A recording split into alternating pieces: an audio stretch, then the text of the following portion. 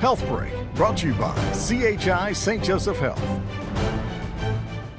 Knee and hip arthritis are the main reasons people need total joint replacements, but Dr. Adam Franson at CHI St. Joseph London says there are many treatment options that can help a person avoid that major procedure. The first line of treatment is an anti-inflammatory medication, ibuprofen, Motrin. There's options of different kinds of injections. One is a steroid shot, and those you can get every 3 months on an arthritic joint.